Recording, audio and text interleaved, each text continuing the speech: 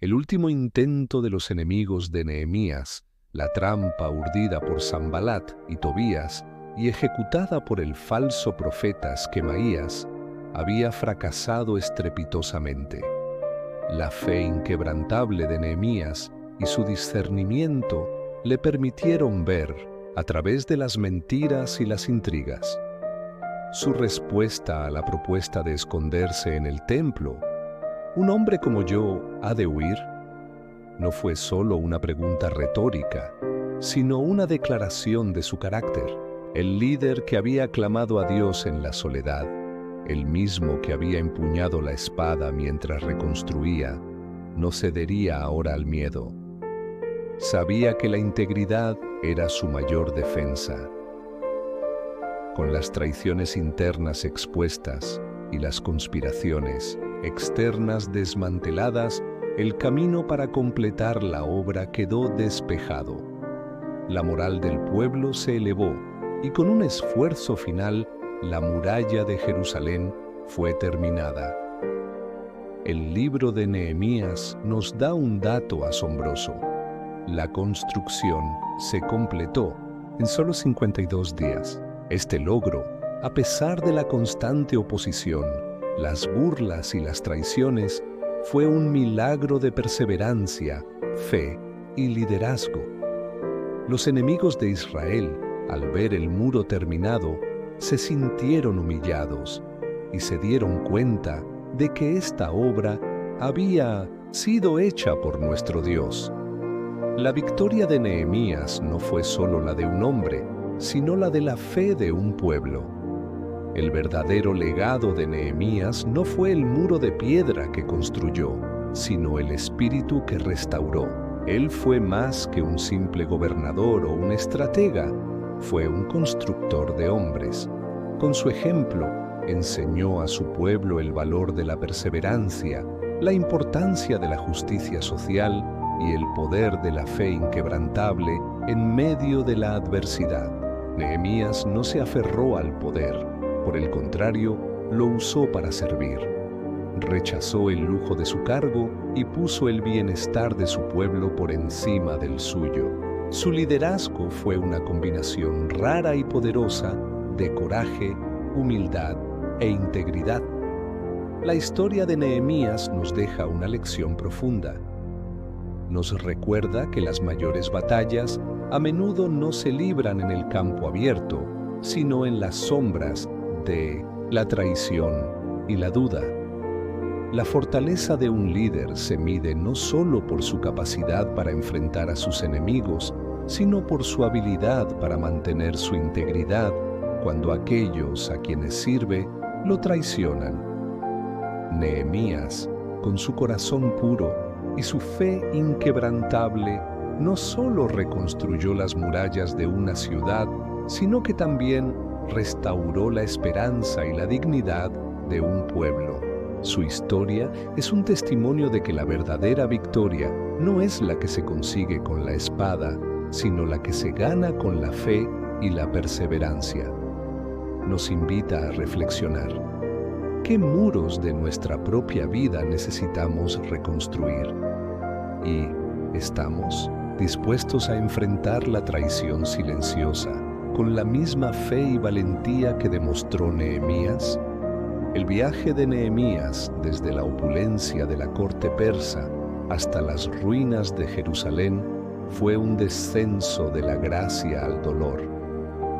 Los meses de camino le dieron tiempo para reflexionar sobre su misión, pero nada pudo prepararlo para la realidad. A su llegada fue recibido con una mezcla de curiosidad, esperanza y sospecha.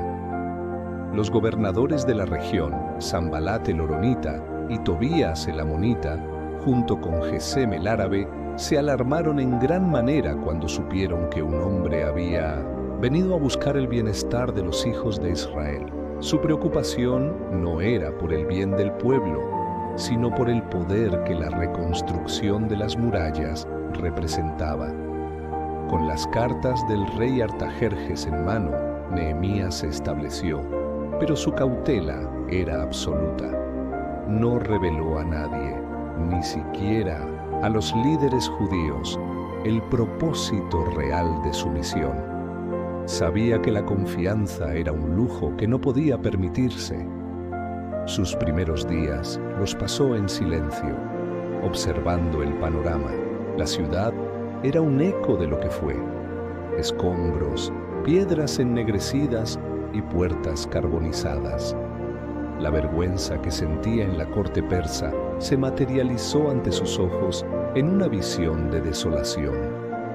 En la oscuridad de la noche, 3 días después de su llegada, Nehemías montó en su cabalgadura y, acompañado por unos pocos hombres de confianza, emprendió una inspección secreta. Recorrió las murallas desde la puerta del valle hasta la puerta del muladar y más allá. No había suficiente espacio entre los escombros para que su montura pasara.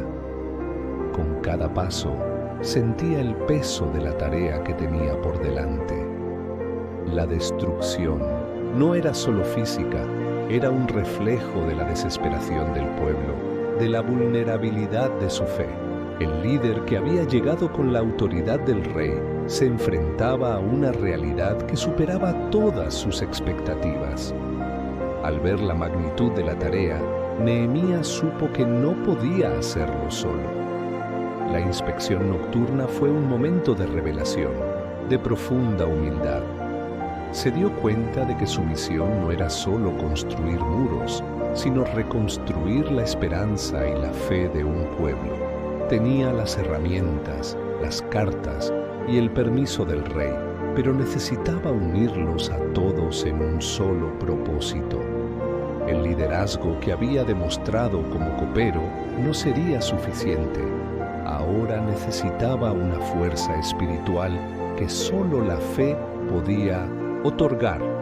El gancho de esta parte es la dualidad del liderazgo de Nehemías. Él tenía la autoridad de un rey, pero la humildad de un siervo.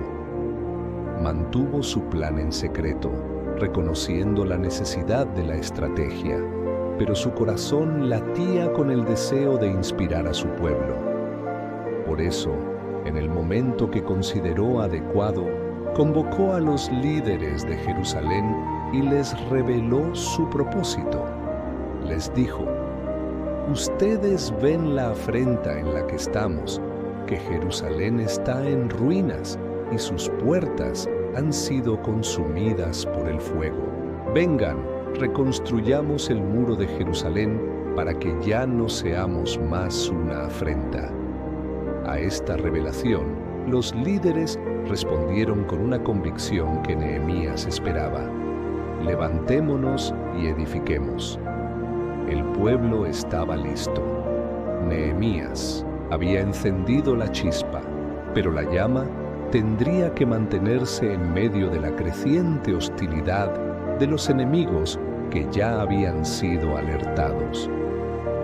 ¿Qué harían Sanbalat y Tobías cuando vieran que la reconstrucción ya no era solo una idea, sino una realidad en movimiento? ¿Cómo reaccionaría Nehemías cuando los ataques no vinieran de un ejército, sino de la burla y el desprecio? El siguiente capítulo de la historia revelaría que la fe de un hombre puede mover montañas, pero la burla puede romper el espíritu. La chispa encendida por Nehemías prendió rápidamente en el corazón del pueblo de Jerusalén. Con un solo grito de «¡Levantémonos y edifiquemos!», el desánimo se transformó en acción. La visión de Nehemías era brillante en su simplicidad y eficacia. Cada familia y cada líder de oficio se haría cargo de la sección de la muralla que estaba justo frente a su propia casa. Los sacerdotes reconstruirían la puerta de las ovejas, los joyeros y perfumistas arreglarían un tramo cerca de sus talleres y los nobles y sus familias trabajarían codo a codo con los ciudadanos comunes. Este enfoque no solo aceleró el proceso, sino que también creó un lazo de pertenencia y responsabilidad. La gente no estaba construyendo un muro para un líder, estaban construyendo su propio hogar, su propia seguridad. La atmósfera en Jerusalén era de fervor y propósito, una sinfonía de martillos, carretillas y la voz de un pueblo que redescubría su dignidad. Pero la construcción del muro no pasó desapercibida. Tan pronto como el trabajo comenzó a tomar forma, los enemigos de Israel se manifestaron. Sanbalat el horonita, Tobías el siervo amonita y Gesem el árabe observaban con creciente alarma. Para ellos, el proyecto de Nehemías era una amenaza directa a su poder e influencia en la región. Su primera arma no fue la espada, sino la burla y el desprecio. Se mofaron de la gente, ridiculizando su esfuerzo. Sanbalat, en su arrogancia, dijo: ¿Qué están haciendo estos débiles judíos? ¿Se fortificarán a sí mismos? ¿Ofrecerán sacrificios? ¿Terminarán en un día? ¿Revivirán las piedras de los montones de escombros y esas que están quemadas? Tobías, por su parte, añadió su propio insulto, diciendo: Aunque edifiquen, si una zorra salta sobre su muro de piedra, lo derribará. Estas palabras estaban diseñadas para romper el espíritu del pueblo, para sembrar la duda y el desánimo. Nehemías, sin embargo, no permitió que los insultos afectaran a su gente. Su respuesta fue una oración a Dios, una muestra de fe inquebrantable que contrastaba con la arrogancia de sus enemigos. Nehemías se enfocó en el trabajo, manteniendo los ojos de su pueblo en la tarea y no en las distracciones. El pueblo siguió construyendo con una determinación asombrosa, a pesar de las burlas. El muro crecía día a día y pronto alcanzó la mitad de su altura original. La unidad, forjada en el propósito común, era una fuerza poderosa. Pero el éxito trajo consigo una nueva y más peligrosa amenaza. Sanbalat, Tobías y Gesempe dieron cuenta de que la burla no era suficiente. Su burla se transformó en una ira feroz y decidieron que la única manera de detener la construcción era con la fuerza. La próxima vez no vendrían con palabras, sino con armas. El ambiente en Jerusalén cambiaría de la noche a la mañana. La alegría de la construcción se vería ensombrecida por la tensión y el miedo de una guerra inminente. ¿Cómo reaccionaría Nehemías, el líder de un pueblo que solo tenía la fe como su mayor arma, ante una amenaza real de ataque? La siguiente parte de la historia no se trata de construir muros, sino de cómo defenderlos con fe y determinación. El éxito de la reconstrucción, lejos de desalentar a los enemigos de Israel, solo avivó su furia. Sanbalat, Tobías, los árabes, los amonitas y los asdoditas se llenaron de ira al ver que las brechas de las murallas de Jerusalén se estaban cerrando. Se dieron cuenta de que la burla y el ridículo no detendrían el trabajo. La estrategia cambió de inmediato. La guerra verbal se transformó en una amenaza de guerra real. El rumor de un ataque coordinado y sorpresa se extendió, infundiendo miedo y desánimo entre los constructores. El pueblo judío, con sus herramientas de construcción en mano, se enfrentó a un dilema aterrador. ¿Cómo podían defenderse de un ejército con solo palas y cestos? El miedo se apoderó de ellos, y el trabajo, que antes era una sinfonía de esperanza, se detuvo. El corazón de Nehemías, aunque confiado en Dios, sintió el peso de esta nueva amenaza. Él era un líder, pero también un estratega. Su fe era inquebrantable, pero no ciega. Nehemías no se quedó de brazos cruzados. Su liderazgo se manifestó en una estrategia dual que se convertiría en un símbolo de su misión. Por un lado, fortaleció la fe de su pueblo con una oración poderosa, diciéndoles: no les teman, acuérdense del Señor, que es grande y temible, y peleen por sus hermanos, sus hijos y sus hijas, sus mujeres y sus casas. Con estas palabras, Nehemías les recordó que no estaban solos y que su lucha era por algo más grande que ellos mismos. Pero Nehemías no solo confió en la oración, también tomó medidas prácticas. Dividió al pueblo en dos grupos, uno que continuaría con el trabajo de la construcción y otro que estaría armado y listo para la defensa. Hombres, mujeres y jóvenes fueron equipados con espadas, lanzas y arcos. Los líderes y los nobles, en un acto de solidaridad, se unieron a la defensa.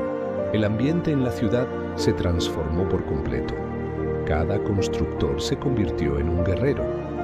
El momento culminante de esta estrategia fue el establecimiento de una nueva rutina de trabajo. Aquellos que llevaban las cargas lo hacían con una mano libre, lista para tomar la espada. Los que edificaban tenían sus armas sujetas a la cintura. El mismo Nehemías, junto a sus oficiales, no se quitaba la ropa, y cada hombre, incluso por la noche, tenía su arma a su lado. La imagen de un pueblo con una mano en la pala y la otra en la espada se convirtió en el emblema de su resistencia. La fe y la acción se unieron en un solo propósito. Esta situación no solo probó la fe de Nehemías, sino que también reveló su capacidad para adaptarse a la adversidad. Ya no era solo el hombre que inspiraba, sino el general que organizaba. La amenaza de los enemigos se había vuelto real, pero la respuesta del pueblo de Israel, guiada por Nehemías, fue aún más decidida. Sin embargo, en el fragor de la batalla externa, una nueva y más peligrosa amenaza comenzaba a gestarse desde el interior. ¿Qué haría Nehemías cuando los problemas no vinieran de los enemigos que lo amenazaban desde afuera, sino de su propia gente? ¿Cómo enfrentaría una traición silenciosa, una que ponía en peligro todo lo que habían construido? La siguiente parte de la historia revelaría que los muros de una ciudad son más fáciles de construir que los muros de la confianza en un pueblo fracturado. Con los muros de la ciudad a medio construir y las armas en mano, el pueblo de Jerusalén parecía una fortaleza impenetrable. La amenaza externa de Sanbalat y sus aliados había sido enfrentada con la fe inquebrantable de Nehemías y la valentía del pueblo. Sin embargo, en el interior de los muros, un enemigo más insidioso y peligroso comenzaba a roer los cimientos de la comunidad: la injusticia social y la opresión económica. Mientras la mayoría del pueblo trabajaba incansablemente en la muralla, los nobles y los ricos de Jerusalén se aprovechaban de la situación. La hambruna y la escasez, exacerbadas por la crisis de la construcción, habían forzado a muchos a pedir préstamos a sus propios compatriotas para comprar grano y sobrevivir. La codicia de la élite no conocía límites, cobraban intereses exorbitantes sobre esos préstamos, obligando a los pobres a hipotecar sus campos, sus viñas y sus casas. Peor aún, algunos tuvieron que vender a sus hijos e hijas como esclavos a sus propios hermanos judíos para saldar las deudas. La noticia de esta traición silenciosa llegó a los oídos de Nehemías como un puñal. El líder que había desafiado a un rey y enfrentado a un ejército de enemigos externos, ahora se encontraba en la soledad de tener que confrontar a su propio pueblo. La ira de Nehemías fue justa y profunda. No era una ira por la debilidad, sino por la traición. Había sacrificado su posición, su seguridad y su vida para ayudar a esta gente, y ellos se estaban destruyendo a sí mismos desde adentro. Nehemías no se quedó en la reflexión silenciosa. Con la convicción que lo caracterizaba, convocó una gran asamblea para enfrentar este problema de frente. Su desafío no era solo contra la opresión financiera, sino contra la hipocresía de la élite que, a pesar de su prosperidad, estaba vendiendo a sus propios hermanos. El momento era tenso. Los ojos de todos estaban puestos en Nehemías, que se erigía como la única voz de la justicia en medio de la injusticia. El líder se encontraba en una posición incómoda. El rey de Persia confiaba en él, pero su propia gente lo estaba traicionando. Esta parte de la historia no trata sobre la construcción de muros de piedra, sino sobre la construcción de muros de confianza. Nehemías entendía que la verdadera fortaleza de una nación no está en sus defensas físicas, sino en la integridad moral de su pueblo. El próximo paso de Nehemías sería un punto de no retorno. En la asamblea confrontaría a los nobles con su pecado, exponiendo su codicia ante todo el pueblo. ¿Serían capaces de escuchar la verdad de un líder que no buscaba el poder, sino la justicia? ¿Qué precio pagaría Nehemías por su honestidad en un mundo de sombras y engaños? El siguiente capítulo de la historia se escribiría con la tinta de la denuncia y el peso del silencio de los culpables. La asamblea convocada por Nehemías no era una simple reunión, sino un tribunal moral. Al enfrentarse a su propio pueblo, su ira no fue un arrebato descontrolado, sino un fuego purificador. La voz que antes había clamado a Dios en la soledad de la corte persa, ahora tronaba en medio de los nobles de Jerusalén. El líder, que había sido copero del rey, conocía el arte de la diplomacia, pero en ese momento su única arma era la verdad. Nehemías se levantó y no dudó en exponer la injusticia. Los acusó de oprimir a sus propios hermanos, de cobrar intereses desmedidos, de empobrecer a su gente y, peor aún, de esclavizarlos. Su denuncia fue un espejo en el que los nobles se vieron reflejados en toda su codicia.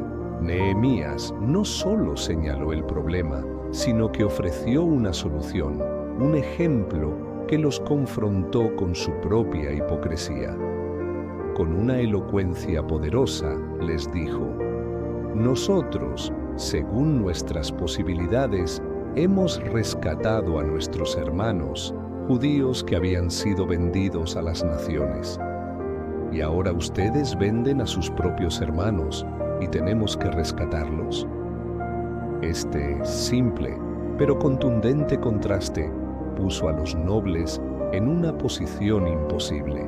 Nehemías no solo les estaba pidiendo que cesaran su opresión, sino que les estaba recordando su propio sacrificio. Luego, Nehemías reveló su propio ejemplo de generosidad.